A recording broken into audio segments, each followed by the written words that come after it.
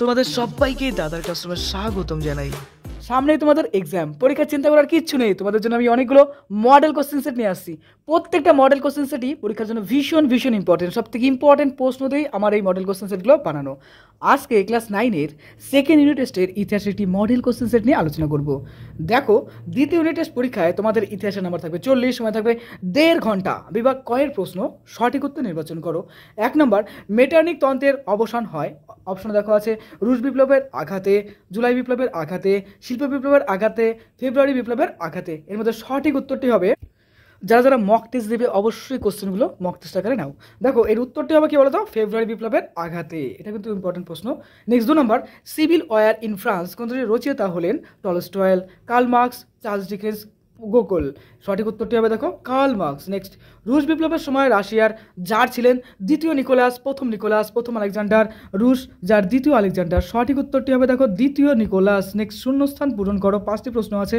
1 নম্বর, Nazi দলের মুখপাত্রের নাম হলো ড্যাশ। সঠিক উত্তরটি কী হবে দেখো এখানে, পিপলস অবজারভার। নেক্সট, ড্যাশ পত্রিকায় লেনিনের এপ্রিল থিসিস প্রকাশিত হয়। ভীষণ ভীষণ ইম্পর্টেন্ট। উত্তর হবে কি দেখো, প্রাবদা পত্রিকা। ভিয়েনা দ্যাট দেশে অবস্থিত। ভিয়েনা অস্ট্রিয়াতে অবস্থিত। নেক্সট, জুলাই বিপ্লব ড্যাশ রাজবংশের পতন ঘটায়। উত্তর কী হবে দেখো, বুর্ব। অ্যান্সারটা হবে কি বুর্ব। নেক্সট, ইউরোপের প্রথম শ্রেষ্ঠ শিল্প হলো ড্যাশ শহর। উত্তর হবে ম্যানচেস্টার। এরকম অনেক অনেক শর্ট কোশ্চেনের কালেকশনের উপর ভিডিও কিন্তু আমি ছেড়েছি, অবশ্যই তুমি সেটা দেখবে। আর কোন প্রশ্নগুলো বড় প্রশ্ন হিসেবে পরীক্ষার জন্য মোস্ট ইম্পর্টেন্ট, তার জন্য ভীষণ ইম্পর্টেন্ট একটি সাজেশন আমি দিয়েছি, সেটাও ফলো করবে। অবশ্যই শর্ট কোশ্চেন নিয়ে চিন্তা করার কোনো কারণ নেই। এই ব্যাপারে আমি একটা স্পেশাল ভিডিও দিয়েছি, শুধুমাত্র শর্ট কোশ্চেনের কালেকশন রয়েছে, সেখানে অনেক অনেক শর্ট কোশ্চেন সেখানে রয়েছে।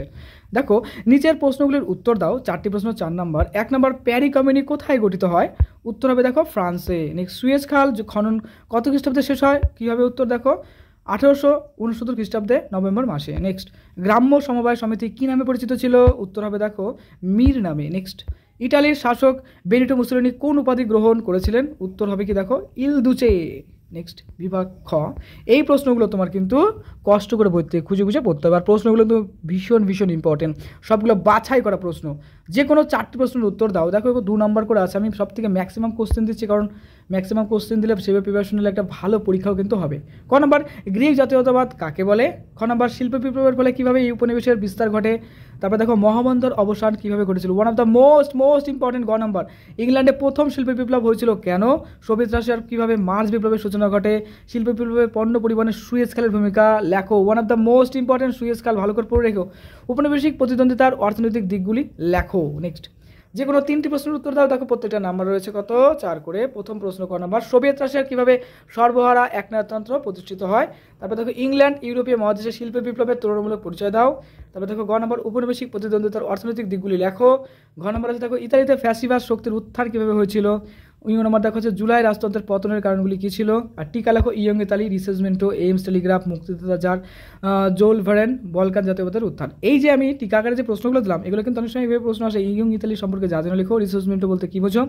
তো সবগুলোই কিন্তু ইম্পর্টেন্ট। আমি ম্যাক্সিমাম কোশ্চেন দিচ্ছি, ভালো করে প্রিপারেশন নিয়ে রাখো। হ্যাঁ, বিভাগ ঘয়ে দেখো কিছু প্রশ্ন দিলাম। যে কোনো একটি প্রশ্নের উত্তর দাও। 8 নম্বরের, মেটার্নিক ব্যবস্থা সম্পর্কে যা যেন লিখো। মেটার্নিক পদ্ধতির ব্যর্থতার কারণগুলি কী ছিল? নেক্সট, খ নম্বর, জাতিসংঘের উদ্দেশ্য বা লক্ষ্য কী ছিল? এর ব্যর্থতার কারণগুলি আলোচনা করো। দেখো, এগুলো তো প্রশ্ন গেল, এই প্রশ্নগুলো অবশ্যই ভালো করে প্র্যাকটিস করবে। আর এই দেখো, এই যে প্রশ্নগুলো দেখছো, এই প্রশ্ন সংক্রান্ত অর্থাৎ বড় প্রশ্ন সংক্রান্ত আমার একটি স্পেশাল ভিডিও রয়েছে, অবশ্যই সেটা ফলো করো। গত বছর কিন্তু এই বড় প্রশ্নগুলো কিন্তু অনেক কমন এসেছিলো। দেখো, যে 2 নম্বরের প্রশ্ন আছে, দেখবে কিন্তু অবশ্যই দেখবে।